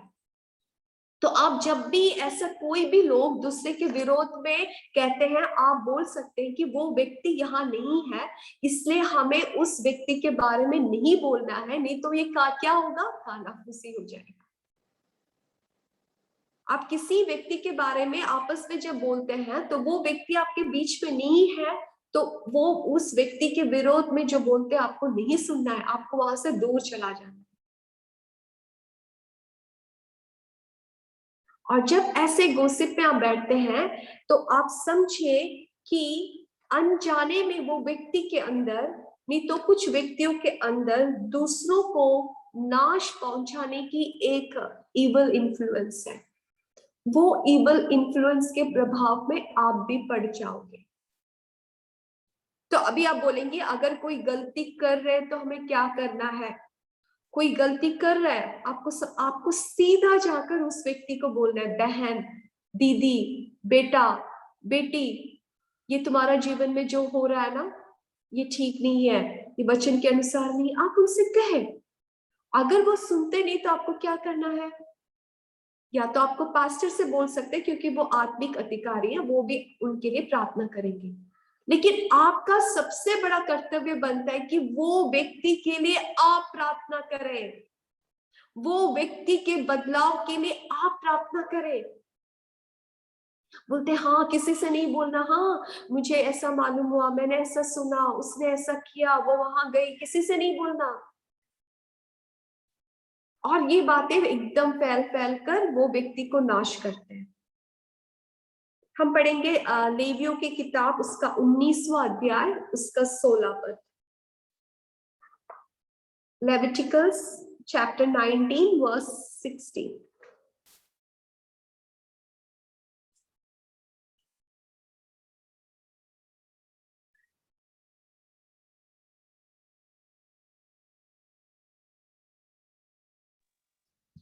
Leviticus 19 verse 16. 19 हाँ. 19 verse 16। लूथरा बन के अपने लोगों में न फिरना और एक दूसरे का लहू बहाने की युक्तियां ना बांधना, मैं यहोवा हूँ। यहाँ पे इंग्लिश में टेल बियरर लिखा है ना, दूसरों के बातों को एक जगह से दूसरे जगह, दूसरे जगह से दूसरी जगह एक व्यक्ति के बारे में बोलना। तो इसमें उस व्यक्ति के हम शारीरिक रूप में हम उसका हत्या नहीं कर रहे, लेकिन उसको क्या कर रहे हैं, उनको मेंटली शायद उनका हत्या कर रहे हैं, उनके कैरेक्टर की हत्या कर रहे हैं। तो इसमें भी गैर ईश्वरीय संबंध बन सकता है और हम बहनों को बहुत ध्यान देना है। अभी से कोई भी आपसे किसी व्यक्ति के बारे में कहे और वो व्यक्ति वहां नहीं है तो बोलना है कि सिस्टर मैं सुनना नहीं चाहती क्योंकि वो व्यक्ति यहाँ नहीं है। अगर वो व्यक्ति है यहाँ पर तो उसके सामने बोल सकते हैं। आपको किसी के बारे में कानाफूसी सुनना भी नहीं है, आपको कहना भी नहीं है। आपको लगता है कि कोई व्यक्ति ठीक नहीं है, आपका कर्तव्य आप उस व्यक्ति के लिए प्रार्थना करें, क्योंकि प्रभु आपसे पूछेगा। आपका बहन के जीवन में कुछ समस्या था, वो कुछ पाप में थे, आपको समझ में आया, क्यों आपने प्रार्थना नहीं किया। हालेलुया। तो ये हमारे आत्मिक जीवन के लिए बाधा बन सकते हैं। और दूसरा होता है जो गैर ईश्वरीय संबंध। हम गैर ईश्वरीय संबंध कैसे बनते हैं देखा। पहला है दोस्ती, किस प्रकार से दोस्ती करना है हमने देखा। दूसरा था कानाफूसी, गोसिप, गोसिप के द्वारा भी हमारे जीवन में गैर ईश्वरीय प्राण संबंध बन सकते हैं। और तीसरा है गैर ईश्वरीय प्राण संबंध सीक्रेट ऑर्गेनाइजेशन, रहस्य में रहस्य, ये शायद आप बहनों से संबंध नहीं है, लेकिन मैंने ये टॉपिक इसलिए बोला कि आपके बच्चों को सिखाना है। कुछ भी रहस्य दोस्ती या रहस्य कुछ ऐसे झुंड में बच्चों को बोलना है कि कभी बेटा ऐसे जो लोगों के साथ नहीं जाना, जो बोलते कि बाहर नहीं बोलना, तुम ही घर में आए थे, तुमने ये खाया नहीं बताना, और जो फोन कॉल करते वो रहस्य में करते, क्योंकि आजकल के जमाना में ऐसे बहुत सीक्रेट सैटेनिक ऑर्गेनाइजेशंस हैं, सैटेनिक ग्रुप है जो लोगों के ऊपर प्रभाव करता है। और चौथा है गैर ईश्वरीय प्राण संबंध विश्वासियों के बीच में बन सकता है। वही मैंने पहले कहा, हम सोचते हैं कि हम सब प्रभु में हैं, आराधना करते हैं, अन्य भाषा में बोलते हैं, तो गैर ईश्वरीय संबंध नहीं बन सकता। नहीं, आप सावधान नहीं है तो आपके जीवन में भी ये गैर ईश्वरीय संबंध, even in believers it can happen, among the believers. अगर आपका रिश्ता किसी एक विश्वासी से, when the relation become unbalanced, जब आपका जो रिश्ता है वो किसी एक व्यक्ति से ज्यादा है, एक परिवार से ज्यादा है। अभी आपके कलीसिया में अगर 30 मेंबर्स है तो 30 लोगों से भी एक जैसा होना है, किसी एक व्यक्ति से ज्यादा प्यार। ये तो वो जो भी बोलेगा उसको मान लेना, उससे हरदम बात करना, दूसरा किसी को बात नहीं करना। इससे क्या होता है, गैर ईश्वरीय संबंध बन सकता है। और जो रिश्ते में अगर भय है, हमारे रिश्ते में कभी भय नहीं होना है। जो रिश्ते में भय है, जो रिश्ते में नियंत्रण है, जैसे उदाहरण के लिए मैं और मर्लिन हम दोस्त हैं, तो मैं मर्लिन से कहती हूँ कि मर्लिन मेरे साथ कल मुंबई चल, तो मर्लिन पढ़ रही है, तो मर्लिन मुझसे नो नहीं कह पा रही। अरे अगर मैंने शिबा आंटी को कहूंगी कि मैं मुंबई आंटी के साथ नहीं, वो क्या सोचेगी? तो वो घर में जाके पापा मम्मी से लड़ती है, मुझे जाना है, आंटी के साथ जाना है, आंटी ने मुझे बुलाया है, और घर में वो ऐसा हंगामा मचाकर वो मेरे साथ आती है। क्यों? मुझे प्रसन्न करने के लिए। वो मुझसे नो नहीं कर पा रही, तो वहां पे क्या कंट्रोलिंग है ना? अगर कोई भी व्यक्ति हमें, मैं नहीं कर रही कि हमें पास्टर्स और जो एल्डर्स है उनका ओबे करना है, लेकिन ओवर कंट्रोलिंग नहीं होना है, ज्यादा मैनिपुलेट नहीं करना है। अगर ऐसे रिश्ते में कहीं भी आ गए तो हमें सावधान होना है, वो रिश्ते को हमें परखना है। जहां कहीं भी ईश्वरीय जो क्षेत्र या ईश्वरीय एक मार्ग होता है, उससे ज्यादा कुछ भी बातें आपको कंट्रोल करता है, तो आपको उसमें सावधान होता है। और हम कलीसिया में क्या हो सकता है, हम परमेश्वर से ज्यादा, ईश्वर से ज्यादा किसी भी, किसी एक प्रवाचक को हो या परमेश्वर के दास को हो, किसी को भी हमारे मन में आराधना नहीं करना है। ऐसे करने से भी क्या होता है, गैर ईश्वरीय संबंध बन सकते हैं। और दूसरा है प्रेयर पार्टनर्स। प्रेयर ग्रुप शुरू हुआ अच्छी बात के लिए, और प्रेयर जब ग्रुप शुरू हुआ, आप एक दूसरे से अपना प्रेयर पॉइंट शेयर किया, लेकिन इससे एक बहन आपने जो जो प्रेयर रिक्वेस्ट शेयर किया, पूरे मोहल्ले में जाकर पूरा डंग डंग डंग बजाकर सबको बता दिया।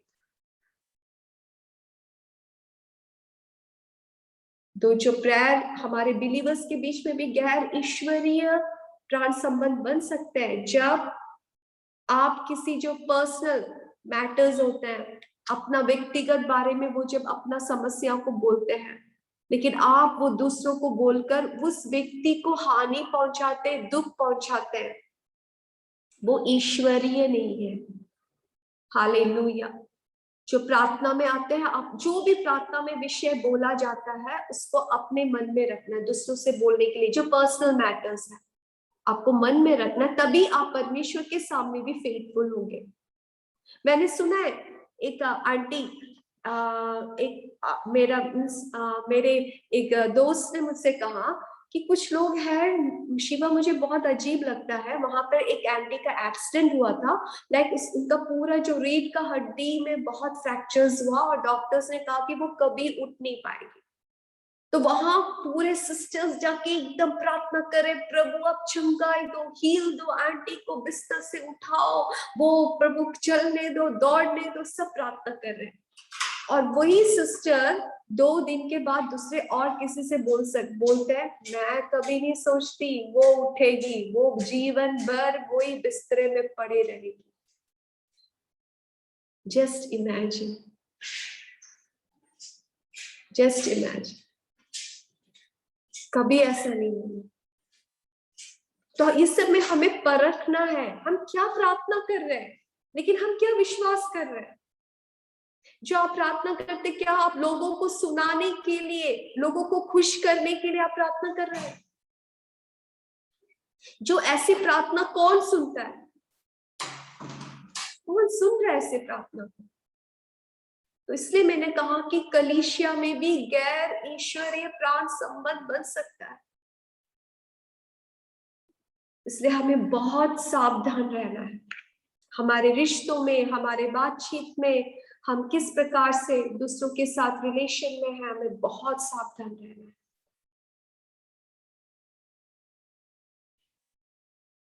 और 5वां क्षेत्र है, जब हम किसी पाप में लगातार पाप करते रहते हैं। तो आप बोले कि आंटी हम सब विश्वासी हैं, हम लॉर्ड सफर लेते हैं, हम ऐसे पाप पे नहीं रहते, लेकिन कईयों के जीवन में आप देखिए कुछ कुछ ऐसे झूठ बोलने की आदत, और क्या बोलते हैं, नहीं तो परमेश्वर का वचन कहता है कि डरो मत, लेकिन आप हर बात में डरते हैं, तो ये क्या है? पाप है ना। जब प्रभु ने कहा कि किसी की हत्या मत करो, और जब हम हत्या करते तो वो पाप है, तो परमेश्वर के वचन में लिखा है कि डरो मत, और आप हर एक बात में डरते तो वो भी पाप है। और परमेश्वर का वचन कहता है कि तुम्हें हरदम आनंदित रहना है, और आप सुबह से शाम तक, रात तक हाय हाय करके पूरा दुखी रहते, तो वो भी पाप है ना। हम बोलते हैं कि नहीं, चोरी करना, हत्या करना, व्यभिचार करना यही पाप है, नहीं। जब वचन कहता है डरो मत, जब वचन कहता है तू आनंदित हो, और जब वो बातों को नहीं करता, वो भी पाप है। तो वो भी समझना है, जो पाप, जो ऐसी बातें जो वचन में लिखा हमें नहीं करना है, और हम उसमें निरंतर बने रहते हैं, जिससे दुखी होना, सैडनेस, क्योंकि आप में से कई लोगों का जब हमारा जो प्रिय लोग मर जाते हैं, गुजर जाते हैं, जरूर हमारा दुख होगा, मैं नहीं कहती कि सैडनेस होता है। तो उसके लिए एक साइकिल भी होता है कि हमारा कोई जब प्रिय लोग मर जाते हैं, कुछ 1 साल कुछ तक के लिए हमारा मन में दुख होता है, और नेचुरली हम उससे बाहर निकलते हैं, तो वो टाइम हीलिंग के लिए चाहिए। लेकिन आप कुछ साल, आपके 10 साल हो गए, आपके मम्मी मरकर, अभी भी आप, अरे मेरे मम्मी मर गई, नहीं तो मेरा बेटा मर गया, अभी भी वो दुख में आप आगे नहीं जा सकते, तो ये प्रभु की इच्छा नहीं है। तो यहाँ पे क्या हो रहा है, आप एक दुष्ट आत्मा को अनुमति दे रहे आपके जीवन में काम करने के लिए। तो कोई भी पाप, झूठ बोलने का हो, और मैंने कई क्योंकि यहाँ पे लेडीज है, तो उन्होंने कहा है, अभी वो बहुत बच्चे भी बड़े हो गए, लेकिन जो उनका इमेजिनेशन होता है, उनका जो संकल्पना होता है, बहुत बुरा बुरा पिक्चर्स देखते हैं, संकल्पना करते हैं, गंदे गंदे बातों को वो सोचते हैं। तो उनको खुद बोलता है कि दीदी मैं ऐसे सोचती हूँ, मुझे ऐसे सोचना नहीं है, लेकिन मेरे मनों में ऐसे गंदा गंदा विचार आता है। तो वो कहां से है? तो उसको भी समझना है। ऐसे आपके जीवन में है तो वो पापों में कंटिन्यू नहीं रहना है। हाँ ऐसा है, कोई तो नहीं जानता मेरे अंदर गंदा विचार है, दूसरा कोई नहीं जानता, पास्टर भी ये नहीं जानता, तो कोई बात नहीं, मैं ऐसे स्वभाव में आगे बढ़ता रहूंगा। नहीं, अगर आपके जीवन में ऐसा समस्या है तो आपको चाहिए कि वो पाप से आप बाहर निकले, पाप को कन्फेस करे, उसको ब्रेक करे और बाहर निकलना है। और एक बात, जो खासकर जो लाइक मसीही परिवार से नहीं आए हो, आपके पिछले जीवन में जैसे कि मूर्ति पूजा या ये सब में आप गए हो, तो हो सकता है इसका प्रभाव क्योंकि मैंने काउंसलिंग में पाया कि जो लोग जब लाइक शेयर करते हैं, उनके सपने में वो देखते हैं, ऐसा कुछ मूर्ति को देखते हैं, पूजा करते हुए देखते हैं, उसके बाद उनके जीवन में बहुत समस्या आते हैं। तो आपके पिछले जीवन में अगर कोई भी गैर ईश्वरीय रीति से आपका कुछ लाइक पूजा या कुछ चीजों में आप गए हैं, अभी भी आपके सपने में वो देखते हैं, सोच में आते हैं, तो समझना है कि वहां पे गैर ईश्वरीय संबंध है और उसको तोड़ना जरूरी है। तो उसको कैसे तोड़ेंगे? आप जब आप कॉन्शियस में आ जाओगे, जब आप समझ जाओगे कि ऐसे मैंने सपना देखा है, वास्तविकता में आप जब आ जाओगे तो आपको कन्फेस करना है कि प्रभु मैं ऐसा देखना नहीं चाहती और मेरे जीवन में अभी भी कुछ ऐसी शक्तियां हैं जो आपको बाहर से इन्फ्लुएंस कर रहा है, उससे मुझे बाहर कर निकलो। तो एक दिन हमारे चर्च में एक परिवार आते थे, उनका बेटी, मम्मी और बेटी, और बहुत अच्छी आत्मिक रीति से चल रहे थे, लेकिन एकदम सडनली वो बहुत बीमार हो गए और बहुत सारे परेशानी उनके घर में हुआ। तो हमने जब पूछा तो बोला कि उनके घर के सामने से ये मंदिर का कुछ प्रोसेशन जा रहा था। मुझे नहीं मालूम आप लोग के वहां पे होता है क्या, ऐसे कुछ उनके जो मूर्ति लोग को लेकर रोड से जाते हैं, तो लोग बाहर जाकर प्रसाद खाते नहीं तो कुछ कुछ उनको देता है। तो ये मम्मी और जो बेटी है, इन लोग वहां गए तो नहीं, कुछ प्रसाद वसाद तो खाया नहीं, लेकिन इन लोग भी बाहर निकलकर दूसरों लोगों के साथ देखने लगा, वो क्या क्या म्यूजिक चल रहा है, क्या क्या डांस चल रहा है, सब देखने लगा। और वो वापस आने के बाद उनके जीवन में ये प्रभाव पड़ा। तो ऐसे जगहों में या ऐसे जो, क्योंकि वहां पे एक एग्रीमेंट है लोगों के बीच में वो उस दुष्ट आत्मा के साथ, तो वहां पर जब हम भी जाकर वहां देखते हैं, हाँ खुशी करते हैं, लोग क्या क्या कर रहे हैं, अनजानता में हमारे ऊपर भी उसका प्रभाव आ रहा है। और दूसरा एक क्षेत्र, छठवां एक क्षेत्र है जो बहुत ही इंपॉर्टेंट है, वो है राशिफल देखना। राशिफल बोलते हैं ना होरोस्कोप के लिए, राशिफल या हस्तरेखा।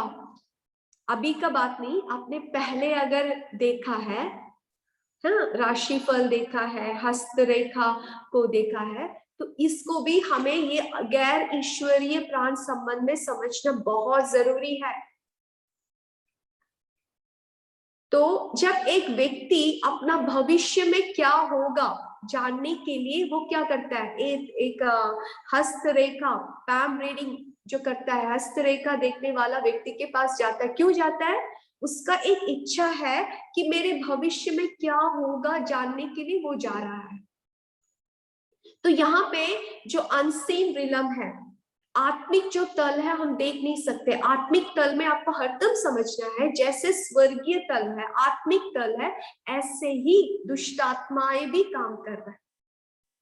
ये अनसीन रिलम में दो शक्तियां काम कर रहे हैं, एक परमेश्वर की स्वर्गदूत परमेश्वर के कार्य हो रहे हैं, और दूसरी तरफ शैतान और उसके सेना भी काम कर रहे हैं। तब जब एक व्यक्ति ऐसे जो हाथ देखने वाला आदमी के पास जाता है, तो वो जब जाता है तो उसके साथ कौन होता है? उसके पीढ़ी से आने वाले दुष्ट आत्माएं, जो जनरेशनल स्पिरिट उसके साथ है।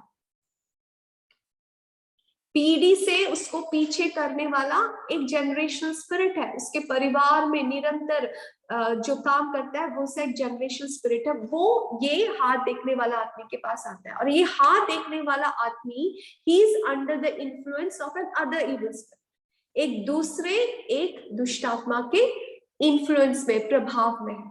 तो ये व्यक्ति जब हाथ देखता है, तो ये जो इस व्यक्ति का जो दुष्ट आत्मा और ये जो जनरेशनल स्पिरिट है, ये दोनों कनेक्ट हो जाते हैं, ठीक है।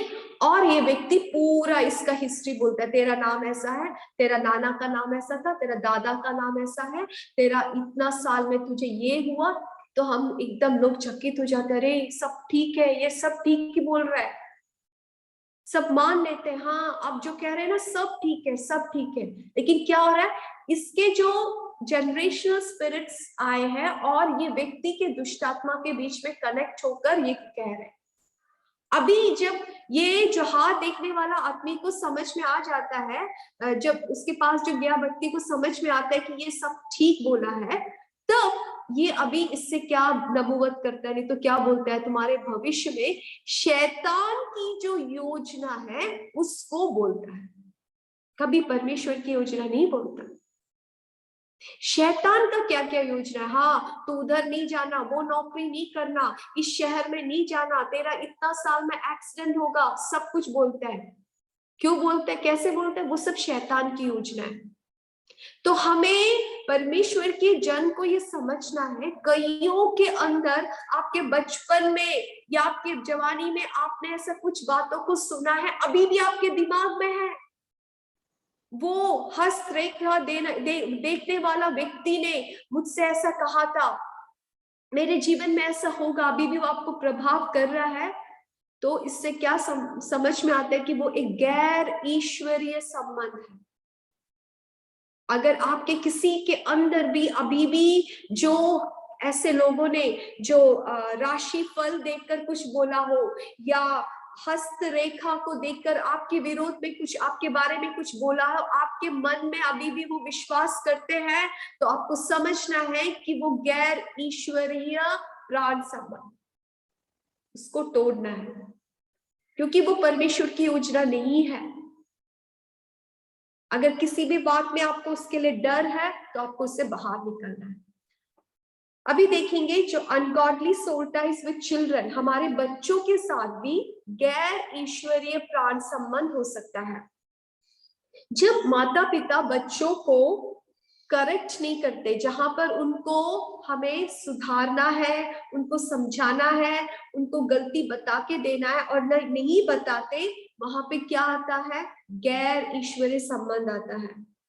और कुछ माता पिता बच्चों से डरते हैं, अगर मैंने ऐसे बोला ना वो चिल्ला पड़ेगी, अगर मैंने ऐसे बोला ना वो ग्लास छुटा देगी, अगर मैंने उससे कहा ना कि मत जा तो वो दरवाजा तोड़ दे।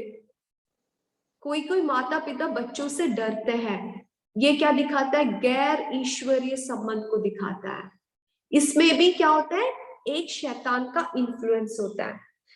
इसके लिए एक उदाहरण पढ़ेंगे, पहला शमूएल उसका 2 अध्याय और 29वां पद, फर्स्ट सैमुएल चैप्टर 2 और वर्स 29। इसलिए मेरे मेल बलि और अन्न बलि को, जिन्हें मैंने अपने दाम में चढ़ाने की आज्ञा दी है, उन्हें तुम लोग क्या पाँव तले रेंदते हो, और तू क्यों अपने पुत्रों का मुझसे अधिक आदर करता है कि तुम लोग मेरी इजरायली प्रजा की अच्छी भेंटें खा खा के मोटे हो जाओ। यस, यहाँ पे लिखा है कि तुम क्यों मुझसे तुम्हारे बेटों को, और एक बार पढ़ दे वो +2 का, और तू क्यों अपने पुत्रों का मुझसे अधिक आदर करता है, या तू क्यों अपने पुत्रों का मुझसे ज्यादा अधिक आदर करता है। और 3 का 19, वो इसी पहला सैमुएल 3 का 19। शमूएल बड़ा होता गया और यहोवा उसके संग रहा, और उसने उसकी कोई भी बात निष्फल होने नहीं दी। हाँ, लेकिन यहाँ पे देखिए शमूएल जो था वो परमेश्वर के वचन के अनुसार जिया और परमेश्वर उसके साथ था। लेकिन एली के जो पुत्र था उन्होंने पाप किया, परमेश्वर के वचन के विरुद्ध काम किया और उनके जीवन में हम देख सकते बहुत बड़ा दुर्घटना हुआ। तो गैर ईश्वरीय संबंध हमारे बच्चों के साथ भी हो सकता है जब हम उनको करेक्ट नहीं करते या परमेश्वर से भी ज्यादा उनको प्यार करते हैं। और हम इसी बात को हम रेबेका और जेकब, रेबेका जो है अपना छोटा बेटा याकूब से बहुत प्यार करता था और जिससे कि उनके जीवन में भी बहुत समस्याएं आए। और एक गैर ईश्वरीय संबंध है जो लाइक जैसे कि मैंने पहले कहा था कि आपका कोई नजदीक व रिश्तेदार वो मर गए, जैसे आपके पापा मम्मी या पति या पत्नी, आपके बच्चे, बहुत करीब रिश्ते के कोई अगर मर गए, लेकिन आप उनको बार बार सपने में देखते हैं, तो आप पूछेंगे कि क्या सपने में देखना गलत है क्योंकि वो मेरे पति है, नहीं तो मेरे मम्मी है। लेकिन मैं आपको कहना चाहती हूँ कि वचन के अनुसार एक मरा हुआ व्यक्ति जो है वो उसी समय उसका जो प्राण परमेश्वर ने जो नियुक्त स्थान पर वो चला गया है, वो कभी हमारे पास वापस नहीं आता। अगर बार बार एक मरे हुए व्यक्ति को हम अपने सपने में देखते हैं, तो हमें चाहिए कि वो व्यक्ति के साथ हमारे प्राण संबंध को तोड़े और वो व्यक्ति को हम परमेश्वर के हाथों में दे दे और कहे कि प्रभु ये जो व्यक्ति है इनको आपने नियुक्त किया हुआ जगह में रखते हैं, मैं उनको उस स्थान में रिलीज करती हूँ, मैं उस व्यक्ति को बार बार देखना नहीं चाहती। तो मेरे उदाहरण से ही मैं कहना चाहती हूँ, मेरी मम्मी का जब डेथ हो गया तो लाइक मेरे मम्मी को हरदम तो नहीं, बीच में हरदम मैं सपने में देखने लगी और वो सपने में देखने के नेक्स्ट दिन मेरा पूरा दिन मैं बहुत दुखी रहती थी, लेकिन मुझे समझ में नहीं आता था कि ऐसा मेरे क्या साथ क्यों हो रहा है, क्योंकि सपने के बारे में मैं भूल गई। लेकिन बार बार ये जब रिपीट हुआ, मैंने मेरे हस्बैंड से शेयर किया तो मुझसे कहा कि ये सपना, ये सपने में जो तू देख रही है ये तेरे स्पिरिचुअल लाइफ को, तुम्हारे लाइफ को भी इफेक्ट कर रहा है और तुम्हें समझना है कि तुम्हारी मम्मी जो है वो प्रभु ने जो नियुक्त किया है वो उस जगह पर है, वो कभी आकर तुमसे ऐसे बात नहीं करेगी, वो नहीं चाहते। तो मैंने वो सोल टाइज जो है उसको ब्रेक किया और मैंने रिलीज किया। उसके बाद से मैं ऐसा सपना नहीं देखती। तो इसका अर्थ ये नहीं कि मैं उनसे प्यार नहीं करती, नहीं, मैं उनसे प्यार करती हूँ, मैं उनको रेस्पेक्ट करती हूँ, लेकिन परमेश्वर ने जो नियुक्त स्थान उनके लिए रखा है मैं वहां रिलीज कर दी। नहीं तो क्या होता है, मरे हुए लोगों के रूप में दुष्ट आत्माओं का इन्फ्लुएंस सपने में आकर हमसे बात करते हैं, कुछ बोलते हैं, कुछ कहते हैं, हमें और दुखी करते हैं। धीरे धीरे ये हमारे आत्मिक जीवन में, हमारे जीवन में प्रभाव को ला सकते हैं। हालेलुया। तो मैं समझती हूँ कि इतने समय में जो आपसे जो मैं बांटना चाहती थी प्राण संबंध के बारे में, कुछ कुछ बातों को प्रैक्टिकली जो बातें आपसे मुझे कहने के लिए पवित्र आत्मा ने दिया, मैंने कहा। तो जैसे मैंने कहा कि आपको किसी भी विषय में, जैसे यहाँ पे मैंने क्लास लिया है, मुझे अभी टाइम नहीं है, तो आपको किसी भी विषय में आप चाहते हैं कि हाँ ऐसे मेरे साथ ऐसा समस्या है, आप उसको छोटा ना माने, उसको लिख कर रखें, उसके लिए प्रार्थना बहुत जरूर करवाना है। तो आइए हम अपनी आंखों को बंद करेंगे और प्रार्थना में जाएंगे। स्वर्गीय पिता, धन्यवाद देते हैं आज का समय के लिए। प्रभु प्राण संबंध के बीच में, गैर ईश्वरीय प्राण संबंध और ईश्वरीय प्राण संबंध के बीच में आपके वचन से प्रभु सीखने के लिए आपने मदद किया, इसके लिए धन्यवाद। मेरे सारे बहनों के लिए मैं प्रार्थना करती हूँ परमेश्वर, हम सब आत्मिक रीति में आगे बढ़ना चाहते हैं, जैसे हमारे ये परंपरा चल रही है, ब्रेक द चेन। हमारे जीवन में जितने भी चेन्स है प्रभु, जितने भी बंधन है, सबको तोड़ते हुए प्रभु हर एक आपके जन को प्रभु और शक्तिशाली रूप में आगे बढ़ने के लिए मदद करें। जो जो वचन से हमने सुना, हमारे जीवन में ऐसे कोई भी क्षेत्र में गैर ईश्वरीय संबंध है, ऐसे स्वभाव है जहां में दुष्ट आत्माओं का प्रभु इन्फ्लुएंस प्रभाव है, तो प्रभु वो क्षेत्रों में हमें पूरी रीति से छुटकारा दे प्रभु। हम किसी भी बंधन के नीचे रहना नहीं चाहते, हम पूरे स्वतंत्रता से प्रभु आपकी सेवकाई, आपके राज्य के लिए इस्तेमाल होना चाहते हैं प्रभु। प्रभु हमें सबको आपके हाथों में समर्पण करते हैं। प्रार्थना सुनने के लिए धन्यवाद, यीशु मसीह के नाम से मांगते हैं, आमीन।